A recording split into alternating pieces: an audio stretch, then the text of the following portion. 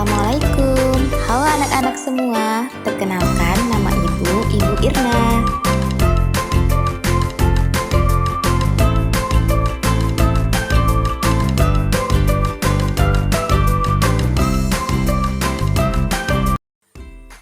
Tujuan pembelajaran kita kali ini diharapkan anak-anak mampu menentukan setiap unsur kalimat dan mampu menemukan unsur subjek, predikat, objek, dan keterangan dalam kalimat. Sebelumnya, anak-anak Ibu udah tahu belum apa sih kalimat itu? Baiklah anak-anak, kalimat merupakan susunan dari beberapa kata yang memiliki makna. Di dalam satu buah kalimat, minimal memiliki dua unsur di dalamnya. Unsur apa saja itu? Yaitu unsur subjek dan juga unsur predikat. Kalimat yang lengkap biasanya memiliki 5 unsur di dalamnya. Apa saja itu? Yang pertama ada unsur subjek. Kedua yaitu unsur predikat. Yang ketiga ada unsur objek. Yang keempat ada unsur keterangan tempat. Yang kelima ada unsur keterangan waktu. Nah, agar anak-anak Ibu lebih paham mengenai 5 unsur kalimat tadi, yuk kita bahas satu persatu. Unsur kalimat yang pertama tadi ada subjek. Subjek ini merupakan unsur yang paling pertama ada di dalam kalimat. Biasanya subjek ini berupa hal atau sesuatu yang melakukan tindakan atau perbuatan. Unsur subjek biasanya ditujukan sebagai pelaku di dalam kalimat. Namun, di dalam kalimat pasif, unsur subjek ini bisa berupa hal yang dikenai tindakan. Nah, agar anak-anak Ibu lebih paham mengenai subjek ini, yuk kita simak contoh berikut ini. Contoh subjek dalam kalimat. Pada kalimat pertama berbunyi Nila bernyanyi dengan keras.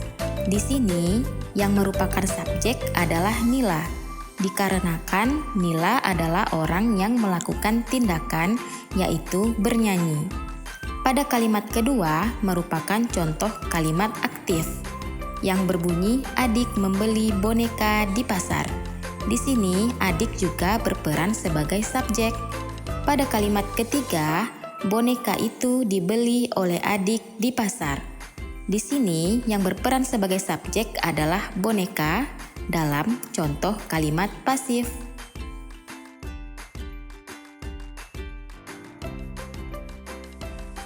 Sekarang kita memasuki unsur yang kedua. Unsur yang kedua adalah unsur predikat. Nah, unsur predikat ini merupakan unsur yang tidak kalah penting loh anak-anak dari unsur subjek.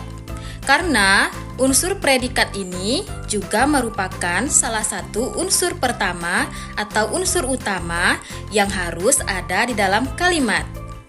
Biasanya, unsur predikat ini berupa kata kerja, kata sifat, maupun kata benda. Nah, letak unsur predikat biasanya setelah unsur subjek. Untuk lebih jelasnya, yuk kita simak contoh berikut ini. Contoh predikat dalam kalimat. Ayo kita perhatikan kalimat yang pertama. Kalimat pertama berbunyi ayah bersepeda di taman. Nah, yang mana nih yang merupakan predikat? Predikat terletak pada kata bersepeda, dikarenakan bersepeda merupakan contoh kata kerja. Kemudian pada kalimat kedua, ibu membersihkan rumah. Predikat terletak pada kata membersihkan yang juga merupakan kata kerja. Dan kalimat ketiga, adik sedang bersedih. Di sini predikatnya adalah sedang bersedih yang merupakan contoh dari kata sifat. Oke anak-anak, unsur yang ketiga adalah unsur objek. Apa itu unsur objek, Bu? Nah, unsur objek merupakan unsur yang ada setelah adanya predikat. Jadi, setelah ada predikat barulah ada unsur objek. Apa itu unsur objek? Unsur objek adalah segala sesuatu hal atau sesuatu yang dikenai tindakan oleh subjek. Maksudnya bagaimana ya, Bu? Nah, untuk jelasnya, sekarang kita simak contoh berikut ini.